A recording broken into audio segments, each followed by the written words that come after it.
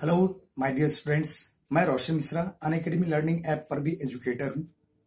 अगर आप बैंक का तैयारी या एसएससी का तैयारी या किसी भी तरह का तैयारी करते हैं और मुझे फॉलो करते हैं और मुझसे पढ़ना चाहते हैं तो आप अनअकैडमी को सब्सक्राइब करें।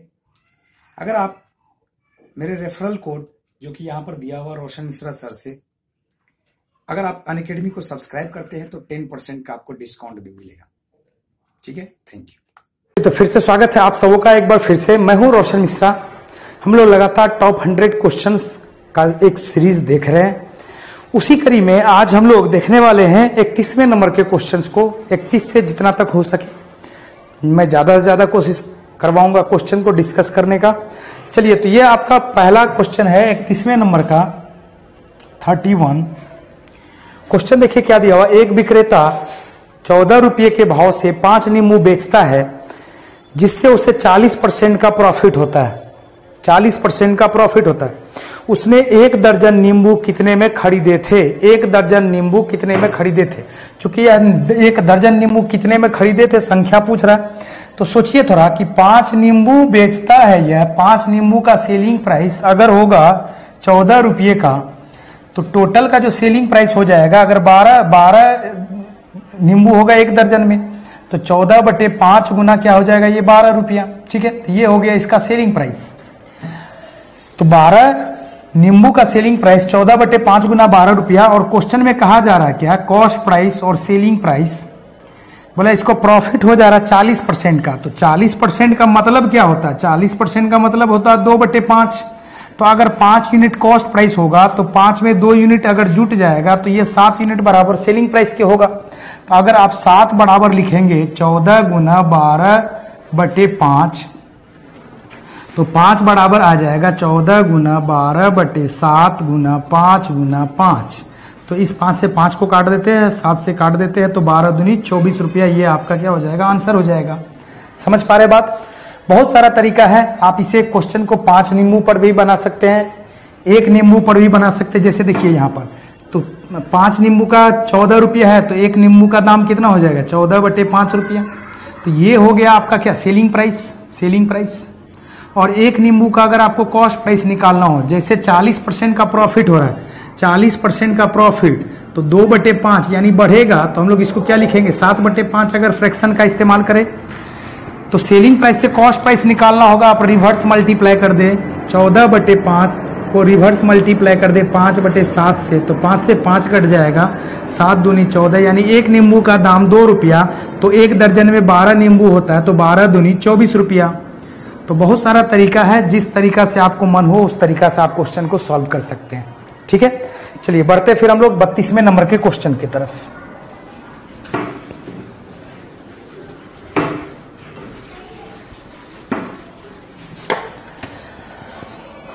32 नंबर का देखिए क्वेश्चन दिया हुआ है कि करण ने 1 दर्जन पेन 120 रुपया में खरीदे और 3 पेन का एक पैक 35 रुपया में बेच दिया, तो उसको कितना का लाभ हुआ? कितना परसेंट का लाभ हुआ? उसको कितना लाभ हुआ? यहां पर परसेंटेज में ऑप्शन दिया हुआ है, तो हम लोग परसेंटेज में ही निकालेंगे। अगर संख्या में दिया हुआ रहता तो भी क्या निकलता, वो सारी चीजों को हम लोग देखेंगे। 1 दर्जन पेन खरीदा, यानी हम लोग बोल सकते हैं 12 पेन खरीदा 120 रुपया में, और 3 पेन को बेचा 35 रुपया में। 3 पेन बेचा 35 रुपया में। ठीक है, तो 12 पेन खरीदा तो 12 ही पेन बेचेगा अगर, तभी इसका प्रॉफिट या लॉस पता चल पाएगा। तो 3 पेन अगर 35 रुपया में, तो 3 चौका 12 पेन कितना में बेचा होगा? 35 गुना 4 में। अब 120 रुपया में खरीदा, ये कॉस्ट प्राइस है, और 35 गुना 4 अगर करते हैं तो गुना अगर नहीं भी करे तो ये सेलिंग प्राइस आ जाएगा। ठीक है, तो कॉस्ट प्राइस और सेलिंग प्राइस का अगर हम लोग रेशियो निकाल लेते हैं तो प्रॉफिट परसेंट आ जाएगा। देखिए 120 गुना 35 गुना 4, 4 से इसको काटते हैं तो ये आ जाएगा 4 तिया 12, 5 से काटिए 5 6 के 30, 5 7 35, तो 6 से 7 कितना बढ़ा? 1 बढ़ा कितना में? 6 में। तो 1 बढ़ा 6 में, तो इसका आंसर हो जाएगा 16.2/3% प्रॉफिट। 16.2/3% प्रॉफिट। समझ पा रहे बात? आप इसे ऐसे भी बना सकते हैं। देखिए ऐसे भी बना सकते हैं, 1 का ही दाम निकाल लीजिए। 120 रुपया में 12, तो एक वस्तु का दाम कितना हो जाएगा? एक वस्तु का कॉस्ट प्राइस हो जाएगा 120/12, यानी 10 रुपया हो जाएगा। ठीक है, और सेलिंग प्राइस 35 रुपया में 3 बेच रहा है तो एक वस्तु का दाम कितना हो जाएगा 35/3, 35/3। अब इसका रेशियो निकाल लीजिए और आंसर निकालिए। देखिए 5 दूनी 10, 5 सते 35, ये 3 उठ के यहां आएगा। 6:7 का रेशियो होगा और 6:7 का रेशियो का मतलब 1/6 प्रॉफिट, यानी 16.2/3% का क्या हो जाएगा, प्रॉफिट हो जाएगा। ठीक है, नेक्स्ट क्वेश्चन देखिए 33वें नंबर का।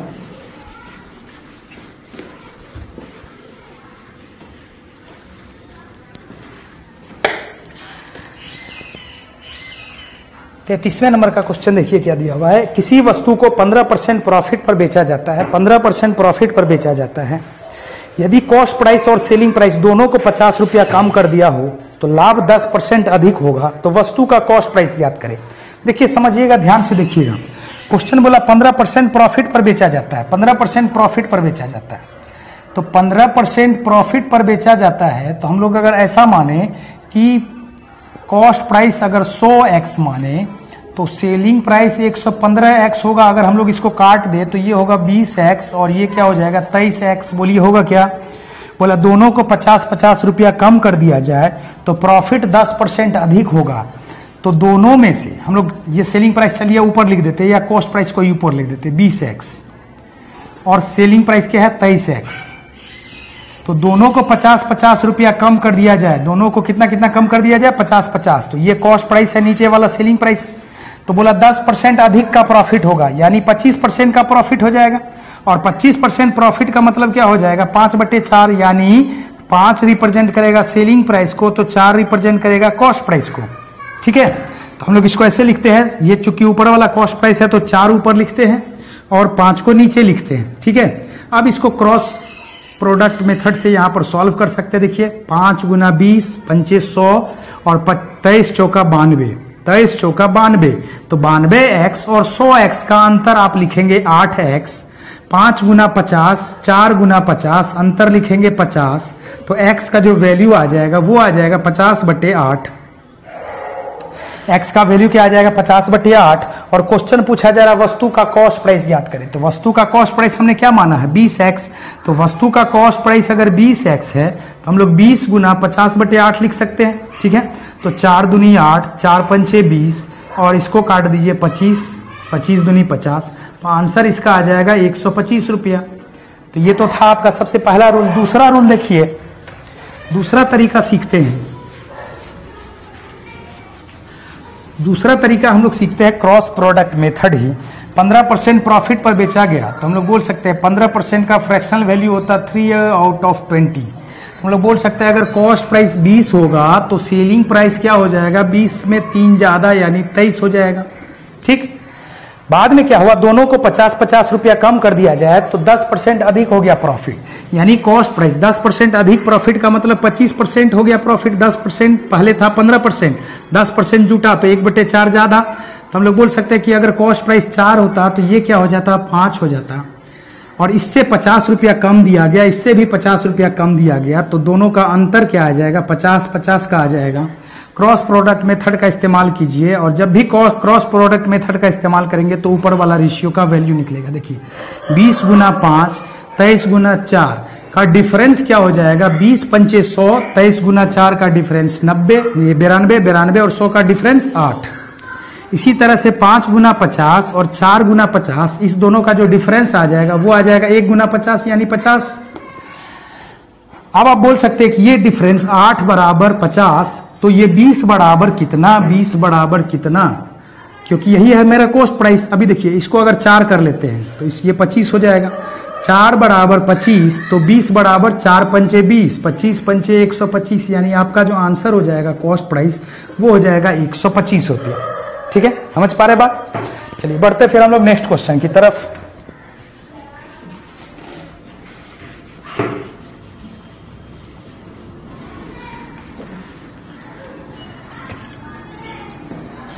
एक दुकानदार 2 कैमरे समान कीमत पर खरीदता है।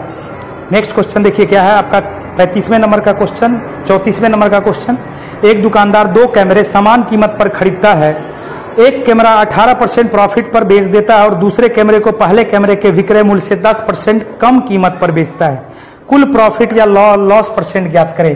देखिए अगर एक कैमरा का दाम है 100 रुपया, दूसरा कैमरा भी या 100 रुपया में खरीदा, एक को बेचा 118 रुपया में और दूसरे को जो बेच रहा है इससे 10% कम में बेच रहा है। इससे कितना परसेंट कम में बेच रहा है? 10% कम में। तो 118 माइनस 11.8, क्योंकि 10% होगा 11.8 हो जाएगा, तो 118 माइनस 11.8 में बेचेगा।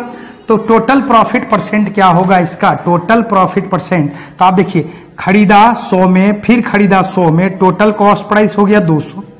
टोटल कॉस्ट प्राइस क्या हो गया? 200। ठीक है, यहां से इसको 18 रुपया का प्रॉफिट हुआ, यहां से 18 माइनस 11.8, तो हम लोग इसको बोल सकते हैं टोटल प्रॉफिट कितना? देखिए 18 रुपया और 18 माइनस 11 करते हैं, तो 18 माइनस 11 करेंगे तो 7, और 7 में से 0.2 माइनस करेंगे तो 6.2, तो 11 प्लस 6.2, 18 प्लस 6.2 रुपया का प्रॉफिट होगा। तो टोटल प्रॉफिट हो गया 24.2 रुपया का। ठीक है, अब यहां से परसेंटेज निकाल लीजिए। परसेंटेज प्रॉफिट बराबर हो जाएगा 24.2 बट्टी 200 गुना क्या 100। अब जैसे ही हम लोग निकालते हैं तो ये देखिए 12 दूनी 24, 12 इकाई 12, इसका आंसर हो जाएगा 12.1%। समझ पा रहे हैं? आप इसको ऐसे भी बना सकते हैं, जब भी दो कॉस्ट प्राइस सेम रहेगा, जब भी दो कॉस्ट प्राइस सेम रहेगा, दूसरे रूल से आप देखिए इसको, दूसरे रूल से जब भी कॉस्ट प्राइस दो सेम रहेगा तो इसको भूल जाइए आप। 18 का प्रॉफिट, फिर यहां पर 18 माइनस 11.1 का प्रॉफिट, 18 माइनस 11.1 का प्रॉफिट, 11.8 का ये नुकसान हो जाएगा इसका यहां से। तो टोटल प्रॉफिट, चूंकि दो कॉस्ट प्राइस है तो सीधा सीधा आप 2 से डिवाइड कर दीजिए, आंसर आ जाएगा। ठीक, कैसे डिवाइड करते हैं ये भी देखिए। ये 18 दूनी 36 है, 2 से डिवाइड करेंगे तो सिर्फ 18 आएगा। बोलिए आएगा क्या?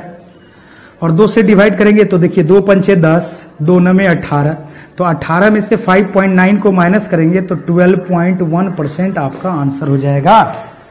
ये था दूसरा रूल, शॉर्ट रूल। ठीक है, समझ पा रहे हैं? चलिए बढ़ते फिर हम लोग 35वें नंबर के क्वेश्चन पे।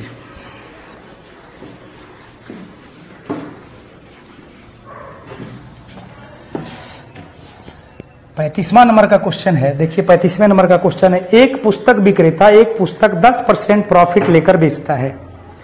यदि उसे 4% कम में खरीदा होता और 6 रुपया ज्यादा में बेचा होता तो उसका जो प्रॉफिट परसेंट है वो 18.3/4% होता।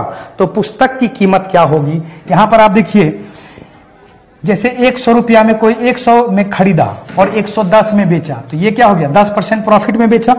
बोला यदि 4% कम में खरीदा होता, तो 4% कम में खरीदा होता यानी कॉस्ट प्राइस क्या होता? अगर 96 रुपया होता और 6 रुपया ज्यादा में बेचा होता, 110 प्लस ये 6 रुपया, आप 110 में 6 जोड़ करके 116 मत कर दीजिएगा। ये 110 क्या है? इसके रेस्पेक्ट में है, परसेंटेज के रेस्पेक्ट में, ये यूनिट के रूप में है। ठीक है, और ये 6 रुपया एक्चुअल वैल्यू है। तो बोला इसको 18.3/4% का प्रॉफिट होता है। यहां से ये कॉस्ट प्राइस है और ये क्या है? सेलिंग प्राइस है। तो इसको 18.3/4% का प्रॉफिट होता है। अगर कॉस्ट प्राइस में प्रॉफिट को जोड़ेंगे तो क्या बनेगा? Selling price.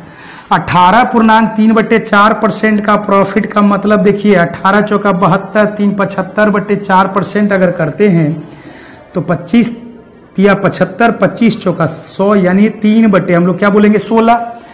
तो 3/16 प्रॉफिट होगा। तो 96 का 3/16, 96 का, क्योंकि 96 इसका कॉस्ट प्राइस है, तो 96 का 3/16 करेंगे तो 16 छाके 96, 6 या 18 प्रॉफिट होगा। तो हम लोग बोल सकते क्या कि 96 का 18.3/4%, 18.3/4% 18 होगा। ठीक है, अगर हम इस दोनों को ऐड करेंगे तो क्या आना चाहिए? 110 प्लस 6 रुपया।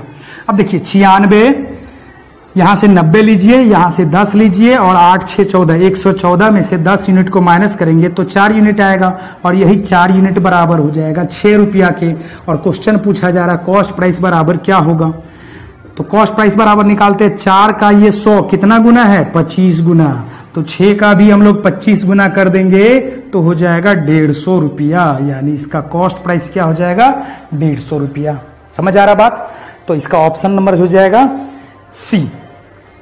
चलिए बढ़ते हैं फिर हम लोग नेक्स्ट क्वेश्चन की तरफ। 36वें नंबर का क्वेश्चन देखते हैं।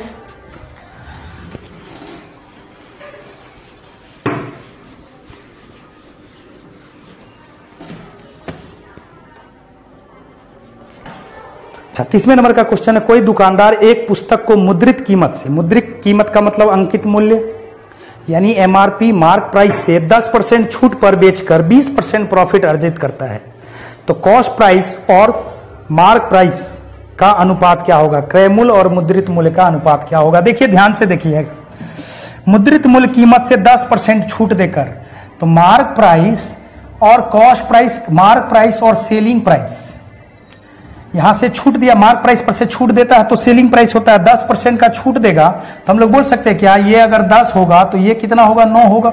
तो मार्क प्राइस और सेलिंग प्राइस का रेशियो क्या होगा, 10:9। ओके, और 20% का लाभ अर्जित करता है। तो आपको पता होगा कि प्रॉफिट परसेंट, अगर प्रॉफिट परसेंट निकालना हो तो वो किसके किसके बीच निकलता है, कॉस्ट प्राइस और सेलिंग प्राइस के बीच निकलता है।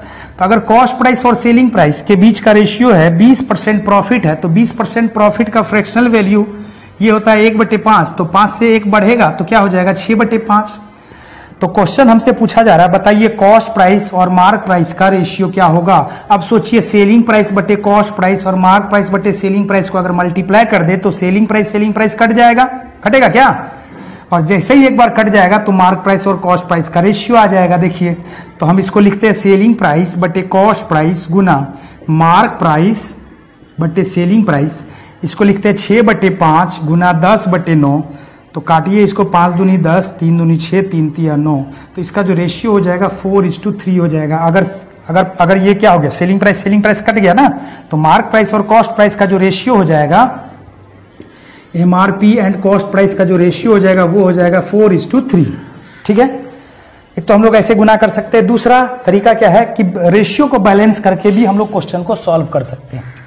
ठीक है, रेशियो को बैलेंस करके भी हम लोग क्वेश्चन को सॉल्व कर सकते हैं। चलिए बढ़ते फिर हम लोग नेक्स्ट क्वेश्चन की तरफ।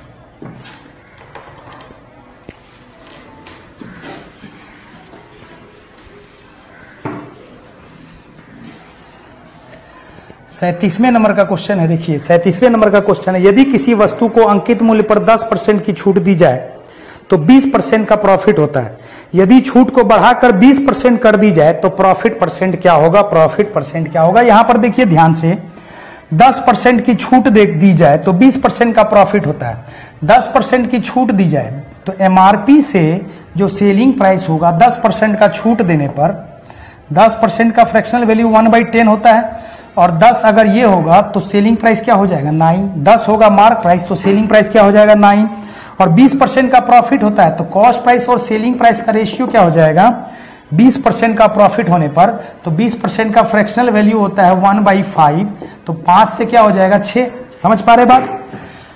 यदि छूट बढ़ाकर 20% कर दी जाए तो प्रॉफिट परसेंट ज्ञात करें। यहां पर हमको क्या करना है, सेलिंग प्राइस इक्वल है। ध्यान से देखिए, सेलिंग प्राइस क्या है, इक्वल है, तो इस दोनों को बैलेंस कर लेते हैं, इक्वल कर लेते हैं। तो 9 और 6 का जो हम लोग एलसीएम लेंगे तो वो हो जाता है 18।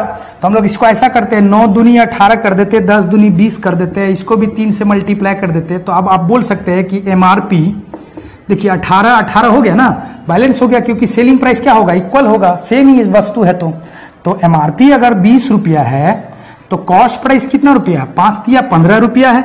बोलिए है क्या, एमआरपी अगर 20 रुपया है तो कॉस्ट प्राइस क्या है, 15 रुपया है। ठीक है, अगर बोला अभी छूट दे दिया जाए 20%, छूट परसेंट बढ़ा दिया जाए 20% दे दिया जाए, तो अगर 20 का 20% छूट देंगे तो 20 का 10% होता है 2, 20 का 10% क्या होता है 2, तो 20% 20 का हो जाएगा 4, यानी 4 छूट दे दिया जाएगा। तो अब सेलिंग प्राइस इसका क्या हो जाएगा 16।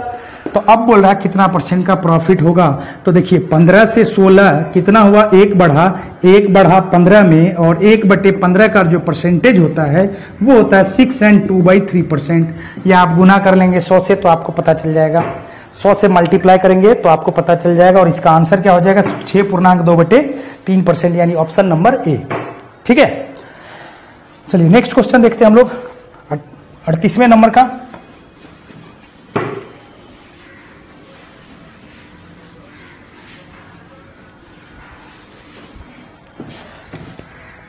अड़तीसवें नंबर का क्वेश्चन देखते हैं हम लोग। छूट का अधिकतम परसेंटेज क्या होगा जो कोई व्यापारी अपने अंकित मूल्य पर दे सकता है यदि वह कोई लाभ या हानि ना हो, जबकि उसने अपने वस्तुओं पर 40% अधिक अंकित मूल्य कर रखा है। तो बात को गौर से देखिएगा कि कॉस्ट प्राइस अगर इसका 5 होगा तो मार्क प्राइस क्या हो जाएगा, 40% अगर अधिक अंकित करेगा तो 7 होगा, बोलिए होगा ना। 40% का फ्रैक्शनल वैल्यू हो जाता है 2/5। तो 5 अगर कॉस्ट प्राइस होगा तो 5 में 2 अगर बढ़ा देते हैं तो मार्क प्राइस क्या हो जाएगा, इसका 7 हो जाएगा। ठीक है, तो बोला क्या कि छूट का अधिकतम परसेंट क्या हो सकता है, ना तो प्रॉफिट हो ना तो लॉस हो।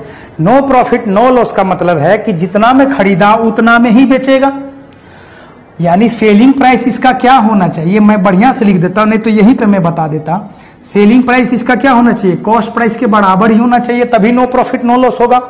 अब यहां से देखिए कितना छूट देगा, तो 7 पर से 2 छूट देगा तभी 5 हो पाएगा। तो कितना परसेंट छूट दे रहा, 7%। तो 2/7 का जो परसेंटेज वैल्यू होता है वो होता है 28.4/7%। आप लोग सोच रहे होंगे कि ये मैं डायरेक्ट कैसे परसेंटेज लिख देता हूं। तो अगर आपको ये बात नहीं पता है कि डायरेक्ट मैं परसेंटेज कैसे लिख देता हूं, तो मेरा एक वीडियो बना हुआ बहुत पहले से। आप प्लेलिस्ट में अगर जाएंगे, मेरे YouTube के प्लेलिस्ट में अगर आप जाएंगे तो वहां पर आपको मिलेगा एक परसेंटेज टू फ्रैक्शन कन्वर्जन, ठीक है। आप इसमें जाएंगे तो percentage to fraction conversion 3 part में दिया हुआ है और उस तीनों पार्ट को देख लेंगे, पार्ट 1, पार्ट 2 एंड पार्ट 3। इस तीनों पार्ट को देख लेंगे तो आपका ये क्लियर हो जाएगा कि जल्दी से हम लोग परसेंटेज कैसे लिख लेते हैं। ठीक है, तो आप इसे जरूर देखें। चलिए बढ़ते हैं फिर हम लोग नेक्स्ट क्वेश्चन की तरफ। 39वें नंबर का क्वेश्चन, 39वें नंबर का क्वेश्चन देखते हैं।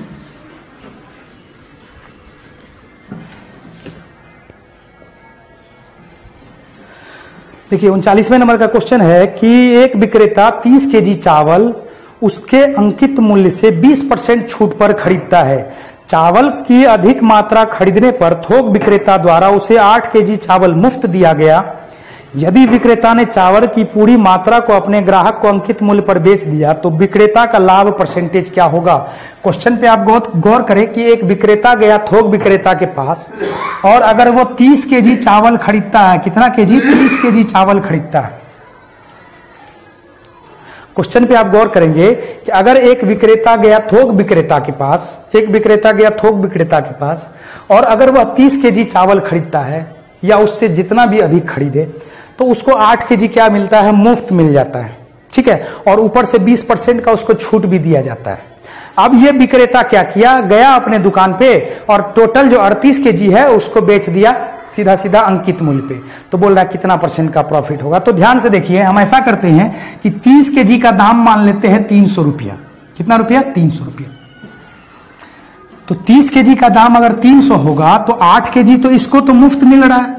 तो 38 केजी का रियल में प्राइस क्या होना चाहिए, रियल में जो मार्क प्राइस होना चाहिए, जो थोक विक्रेता दे रहा है वो होना चाहिए इसको 38 केजी का 380 रुपया। बोलिए होगा क्या।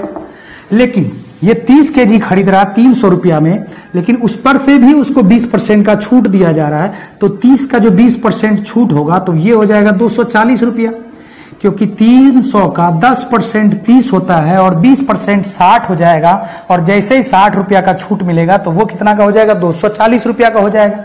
और 30 केजी का दाम अगर 240 रुपया है और यह बेच रहा 38 केजी 380 रुपया में, तो प्रॉफिट कितना हो गया। आप देखिए 240 से 380 प्रॉफिट हुआ 140। कितना में प्रॉफिट हो गया, 240 में। क्योंकि देखिए 8 केजी तो इसको मिला तो वो भी तो इसका हुआ ना। तो 38 केजी ये असल में 240 में खरीदा, समझ पा रहे, और 38 केजी ये बेच रहा है 380 में। तो 140 का फायदा हुआ 240 में, गुना कर देंगे 100। तो यहां से आप काटेंगे तो देखिए क्या हो जाएगा, 4 6 के 24, 4 तिया 12, 4 पंचे 20, 3 दूनी 6, 2 तिया 6, 2 पंचे 10। तो ये आ जाएगा 175/3%, यानी 3 पचे 15, 2 बच गया, 3 अट्ठे 24, 1 बच गया 58.1/3% प्रॉफिट।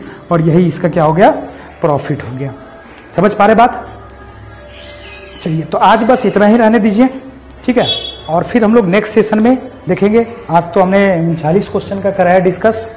नेक्स्ट सेशन में हम लोग 40 नंबर से शुरुआत करेंगे इसका, ठीक है। तब तक के लिए गुड नाइट, अच्छे से तैयारी कीजिए। और वीडियो मेरा वॉच करते रहिए।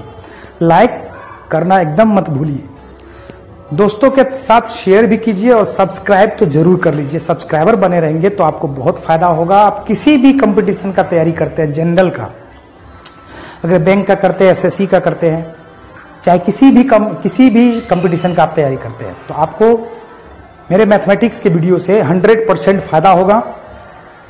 चलिए फिर मिलते हैं हम लोग नेक्स्ट सेशन में।